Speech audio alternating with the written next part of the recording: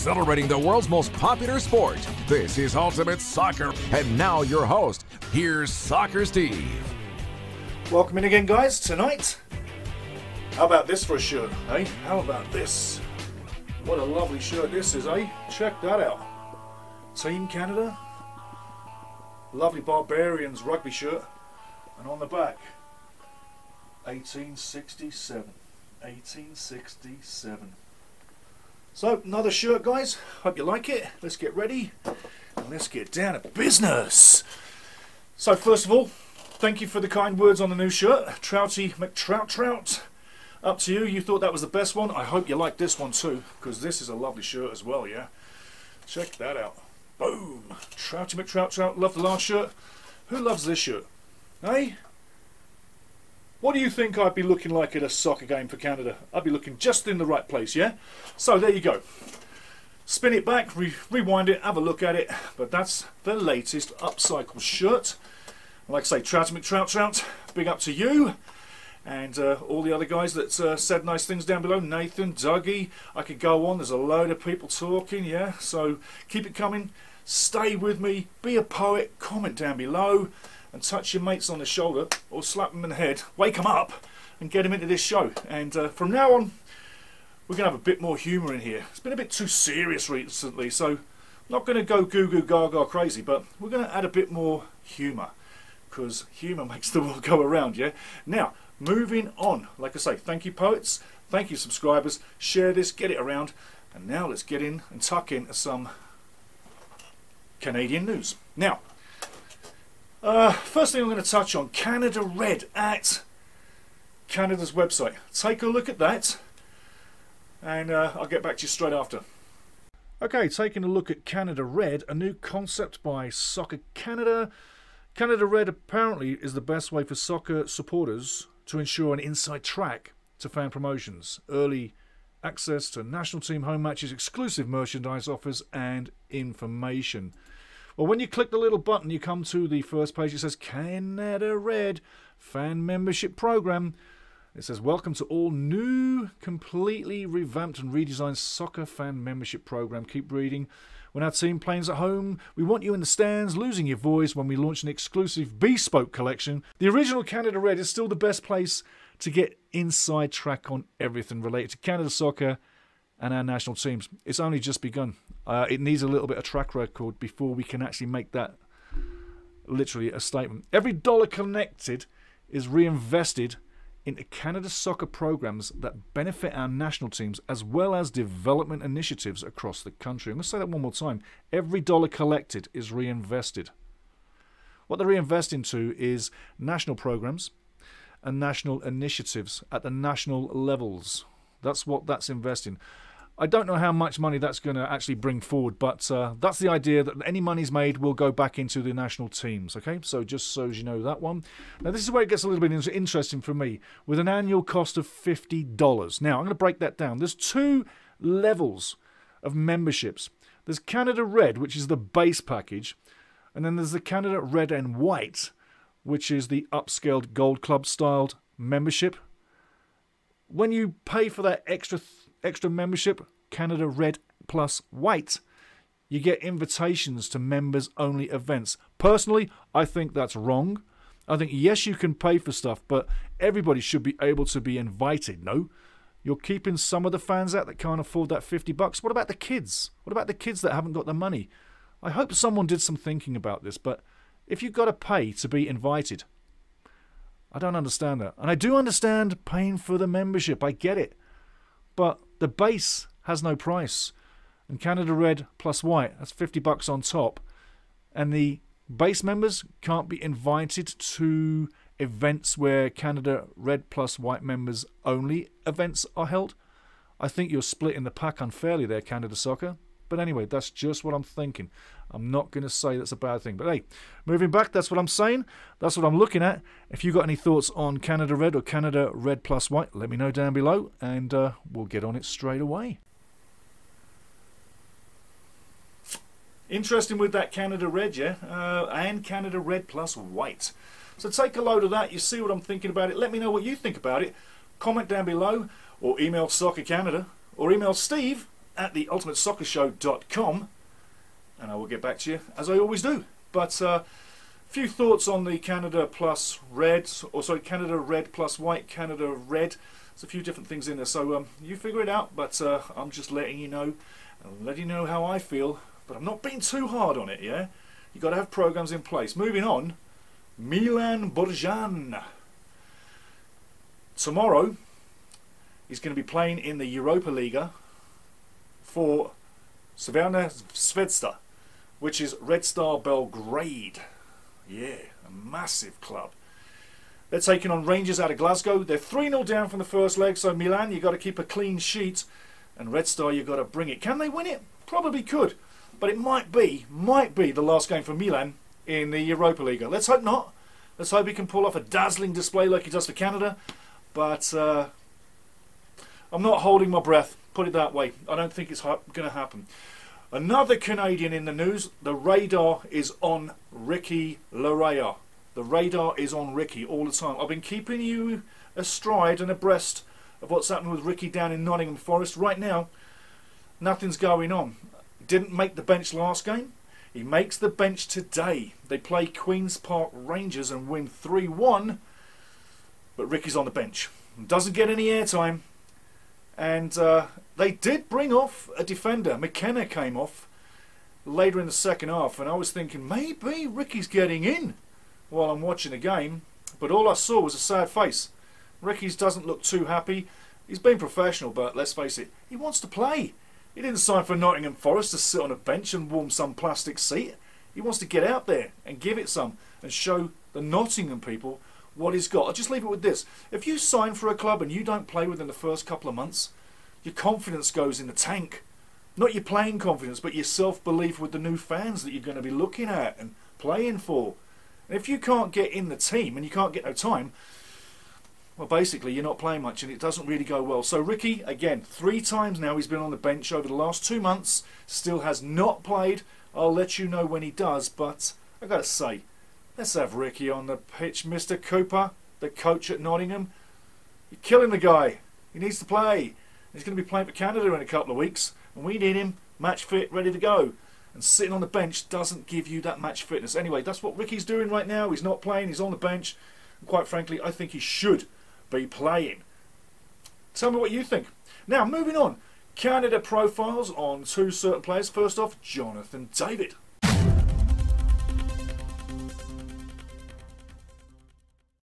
Jonathan Christian David, he's 22 years old now, so he's getting to be an old fella. Now he's 22. January 14th, 2000 was when he was born, and he was born in New York, the USA. So he quite possibly could have played for America as well in the international full setup, but he decided to switch and go for Canada.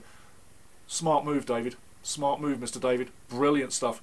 So you know he's playing for Canada. He's our superstar, or one of. But here's the thing. He started with Ghent, and that's in Belgium. He played 60 games, scored 30 goals. It's not bad. Then he moved over to Lille, where he is right now, and in 65 games he's got 26 goals. This is not bad either. So Ghent and Lille, he's averaged the same numbers. Ghent is not the same level as Lille, so he's kept that good scoring record at a higher level. That's excellent. That's exactly what we're looking for. In Canada, he's 27 and 20 since 2018. What I'm saying is he's played 27 games, 20 goals since 2018. So he's only been with us for 4 years. Not that long at all. Now, what is he? Well, he's the number 2 striker in any major setup. He's not your number 1 guy, but can be. And he normally plays the counter-attack system with great blistering speed. Think of that goal in El Salvador. That epitomises the style of striker he is. 2 feet, very skillful, got speed, reads the game, and a super, super finisher. I've watched guys put balls in the back of the net for years. Jonathan David, he slides it, he passes it, or he touches it into the goal. He's absolutely phenomenal. He is a striker. He's made for it. And he's also a poacher. Right in front of goal. Think of that goal he scored at Commonwealth Stadium. That was a poacher's goal. Yeah. Right in there, close and personal, where it matters, just to push it past the keeper. Fantastic. And he's going to keep doing that for the rest of his career. Do you want to know something interesting about Jonathan David? Today, he played against Chelsea in the Champions League. They came up short over 2 games. But in this game, David didn't really get much of a supply. You've got to say Chelsea did own the game if it was in a counter-attack defensive mode. And Lille really couldn't break him down. It was a tough game. Lille did hit the post and made it close. But at the end of the day, you might have scored a penalty, but you lost 4-1 on aggregate. And Chelsea are still alive and still travelling and still paying their players. And they had a lot of fans in that French stadium in Lille. So Chelsea's still active. For how much longer? For how much longer? I'll tell you that later on. You've got to think that the price tag for Jonathan David, if you want to buy him, he's now $30 million. That's the price tag at the moment. I think you probably see that raise a little, especially after the World Cup. I think you're probably thinking maybe 40 to 50 million is what I'm thinking Jonathan David is worth. And if you want to know how much Jonathan earns per year, look at about $3.5 million per year. That's about what Jonathan has in the bank account. And I don't think he needs the budget, but that's plenty of good money to survive on, eh? So yearly, 3.5 million. That's pretty good. And today against Chelsea, like I say, didn't get much luck. We're in pretty deep, but he played too deep as well. A topsy-turvy kind of game. And some of the times, Jonathan was actually crossing balls in, so he wasn't really central enough. Well, that'll help you understand how he gets in and out of the game. He drops off the forward line, picks up balls in midfield, relays, and then joins the attack further down the road. So it's start off the system and finish off the system, either passing and assisting or scoring. That's Jonathan David. He's the number 2 striker, worth 30 million, and he makes 3.5 million a year. That's Canadian. That's pretty good dough. Now, going to touch on a lovely fella from the national team, Junior Wayne Hoilett.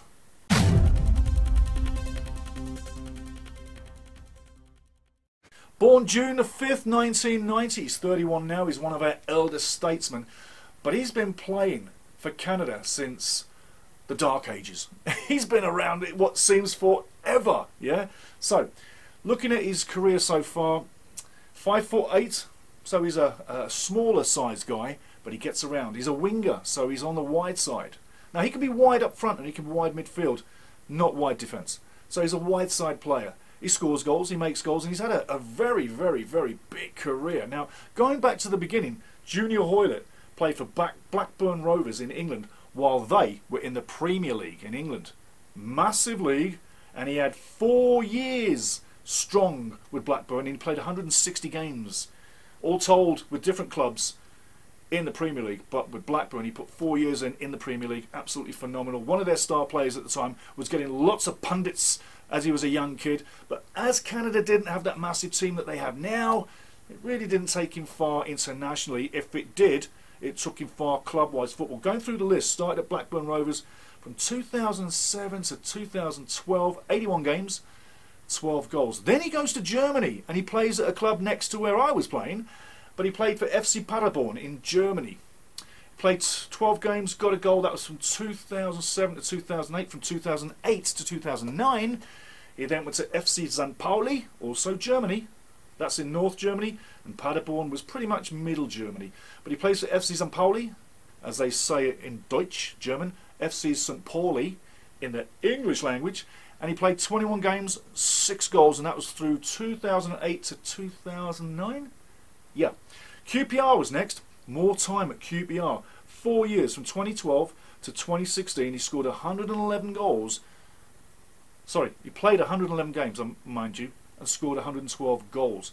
He was a fan favourite for QPR, and QPR is a South London team, not too far away from the likes of Chelsea, Fulham, in that area. The area of London that QPR team, Queen's Park Rangers, play in is called Shepherd's Bush.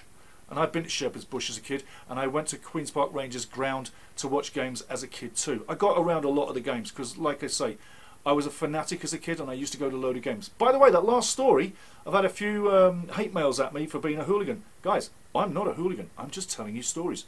The story coming at the end of this will be much nicer because that was a bit rough. But remember, I was just a kid. So, anybody hating me for them hoolie stories, I'm just reciting what happened. I'm not a hoolie. I am so not a hoolie. Now, staying with Junior Hoilett. The next team he played for, and he had a really good stint there, was Cardiff City in Wales, and Cardiff is the town where they play, Cardiff City. He was there for 5 years. 5 years in Wales, in Premier League and in Championship. So he went up, he went down, he went up, he went down, but he played and stayed with Cardiff City. 173 games, 23 goals is what's coming into my mind. And then finally, right now, is at Reading. Woo! And they are fighting for survival in the Championship right now. I think they may well survive, but it's touch and go. And there's a handful of games left. So Cardiff was a great place. Reading is turning into a rough place for Junior, but he's still playing good. He's still playing at a high level. But with a bit of luck, Reading in the Championship will survive. And I tell you, he's also one of their star or fan favourites at Reading, and he's been there for 19 games and he scored 3 goals. 19 games, scored 3 goals, and I'm thinking by 2022, the end of, you may well see him go to another club. Yeah, remember, Junior's 31, so he's coming to the end of the career, but don't kid yourself, he's still got plenty to offer. World news coming up now. Got to think, Champions League, I'm not going to give you the scores. I am not giving you scores on the day. If there's Champions League going on, I'll talk about things from before today, whenever I'm talking. I never mess up the scores for people coming home watching stuff, because maybe you want to watch it when it's dark outside, when it feels like a real game, a night game. So I never tell you the scores on the day, unless it's MLS. That I can divulge, but a day later again, see? So I don't kill scores and I don't kill your fun. I never would. I don't like that. But if you ask me to tell you when we go live, I will. But I'll warn everybody else to close their ears while I bring you the scores. Okay? So there we go on that one. With the Champions League, I'm talking about Ronaldo and Lionel Messi. Now in the round of 16, they were both active. Both of them got kicked out of the Champions League, so there will be no Messi and there will be no Ronaldo getting the big Ballon d'Or next year. They're going to have to think who they're going to give it to. I'll tell you what, simply, the team that wins their league domestically, Germany, France, England, Holland, Italy, wherever, and the team that does that and wins Champions League, look into their team for the Ballon d'Or winner. That's what I'm thinking. But Messi, Ronaldo, no Ballon d'Or this year, fellas. It's over and done with. It is over and done with. Got to think PSG really did fall on their faces against Madrid, Real Madrid, 3-2 aggregate. But big up to them. And for Manchester United, they went out 2-1 on aggregate against Atletico Madrid. Hey, it seems like Madrid, Hala Madrid, it seems like Madrid is going to have something to say in the Champions League. Remember, Real Madrid and Atletico Madrid have played each other in the Champions League final twice already. 2014 or 2017, twice within them years. Okay? Twice within those years. So think of a third time lucky maybe for Atletico Madrid. I think they're good enough to beat Real on the day, but it'll be 50-50. That's all depending whether they get to the final. I'd like to see it happen. I really would like to see it happen. Will it? I don't know. What do you think? Drop us a line down below. Drop us a line down below and tell me what you think about that one. Are they going to make it? A couple of years ago, I actually announced FIFA World Cup games in Edmonton, which I've done before. While I was doing that, I got to meet a lot of the head shed, you know, the big peoples in world football, you know, members of state, as we say. One of those members of state was one Jack Warner. I know you know who Jack Warner is. And I know you know what a badass he is too, and how he got slapped on the wrist for a few things, especially ticket sales, yeah? Well, anyway, here's the story with Jackie Warner. I'm in Edmonton, I'm setting up the game, I'm in the stadium for hours and hours and hours, and basically running the game and telling people what they need to know, where they need to be, where they need to be stationed, the timings, when the script comes out, all the jazz.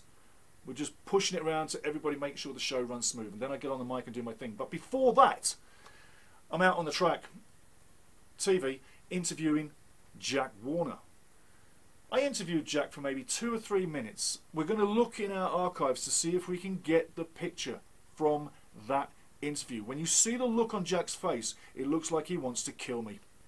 I've asked him a couple of nice questions, a couple of lead-in softies, yeah? And then I ask him, for Canada, when will we get the Men's World Cup? Because you see, your partners down south, the Americans and the Mexicans, they've had it already. And eventually, a Men's World Cup has got to come to this continent again. And now that we're moving into the world of football Canada, I just said to him, I said, Jack, when are we going to get a World Cup for the men? Because we've had the U20s, we've had the U19s, that's boys and girls, men's and women's. We've had the women's full World Cup. So there's only one to go, Jack. When are we getting a World Cup? Boy, did he look pissed off. He did not want to answer that question. Cameras raining down, everything. He was in such an awkward position. And I put him there. But I did it deliberately to raise more promotion for our country. So when we find that picture, I'm going to unload it here. You'll see it. But Jack Warner was so angry. After the interview, he just bombed right out the stadium and didn't continue looking at the event or looking at anything. He just went. That wasn't my intention. My only intention was to put a real question in front of Jack Warner and to get an answer out of him, or to put some pressure on him so that when we do get ready to host it in 2026, we're ready for it. So there you go, Jackie Warner. I'll find that picture, I'll get it up here sometime soon, but he was well not happy. Okay guys, Friday, more Canada news, more world news, and another personal story, and anything that breaks in between. See you Friday. How about that? Hey? Is that the best shirt yet? You tell me. You tell me whether you think that's the nicest shirt I've had on yet. Trouty McTrout said the last show was the best shirt that I've had so far. You let me know, guys. But hey, have a great night, and I'll talk to you Friday. Lots of love.